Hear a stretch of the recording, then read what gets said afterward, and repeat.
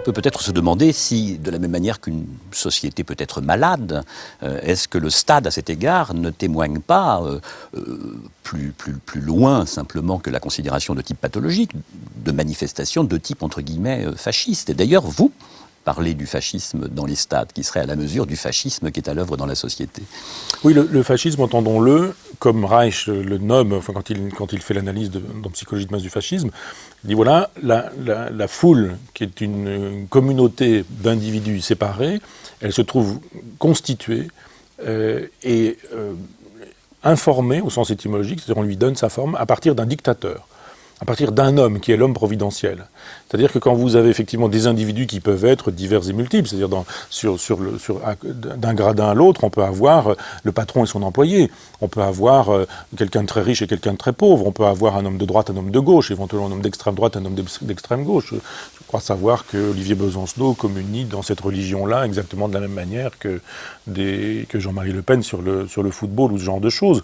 Et d'un seul coup, toutes ces différences-là, elles disparaissent au profit d'une unité, et cette unité, elle est systématique, c'est-à-dire que vous avez un Thierry Henry, par exemple, qui fait un geste malheureux, et vous avez d'un seul coup tout le monde qui s'effondre, qui fait un geste heureux, et tout le monde qui se réjouit, qui fait éventuellement un geste malheureux dont on dit que c'est un geste heureux, la fameuse main, et vous avez tout le monde qui se réjouit, quelques-uns qui disent « Ah, bon, faut voir quand même ». Bon, enfin, ce geste-là est intéressant, je pense, pour faire une sociologie de notre époque. Mais évidemment, on a les stades qu'on mérite. Évidemment, dis-moi quel est ton stade et je te dirai qui tu es, pour une civilisation, pour une culture, pour une nation dans un moment donné, alors ça peut marcher pour un village ou pour un endroit. On sait très bien qu'entre Marseille, par exemple, et le PSG, le PSG, il n'empêche que, voilà, il y a une sociologie tout à fait particulière et on sait quel village ça cristallise.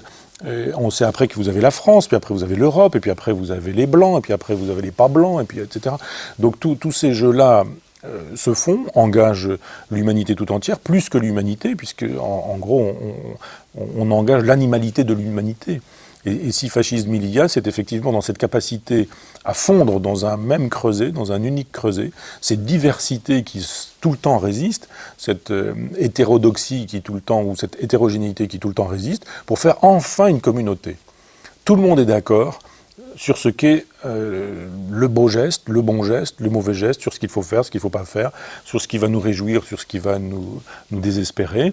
Donc effectivement, il y a une espèce d'allégorie du fascisme dans cette aventure, parce qu'il n'est plus question de penser, de réfléchir, de disposer d'un esprit critique. Et quand Thierry Henry met une main, alors on peut imaginer qu'il y a deux choses dans sa main. Il y a d'abord le hasard, qu'effectivement, il n'a pas cherché à faire une main, mais qu'au moment où le ballon lui arrive sur la main, il pousse un peu. C'est-à-dire qu'il y a un geste en deux temps.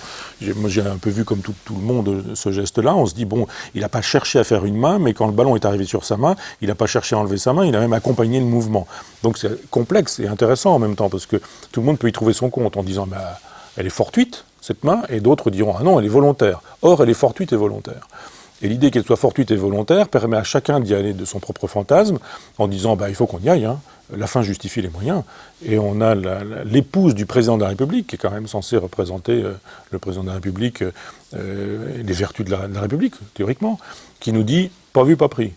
On se dit extraordinaire, quoi. Effectivement, le chef de l'État ressemble à l'époque ressemble au chef de l'État. D'ailleurs, on n'est pas chef d'État dans une époque sans que l'époque y soit pour quelque chose.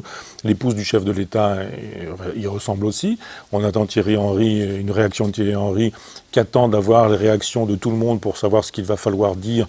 Et puis quand il a vu qu'il ne risquait pas de sanctions, et qu'il dit qu'il veut bien éventuellement que le match soit rejoué, parce qu'on lui a dit que le match ne serait pas rejoué, et qu'il pouvait dire ce genre de truc, parce que pour des raisons diplomatiques, il y a toute une leçon d'histoire dans la vérité d'une époque à partir de quelques gestes comme cela. Gestes de Zidane, héros positif, symbole de la réintégration ou de l'intégration, l'idée que c'est la France qui gagne, Black Blamber, etc. Enfin, tout le monde a entendu ce discours-là. Et puis, le jour où on porte les couleurs de la France, il y a quelqu'un qui dit quelque chose qui n'est pas très correct, probablement, nique ta mère, ta sœur est une pute, ou quelque chose comme on en entend régulièrement, probablement. Et d'un coup, paf, coup de boule.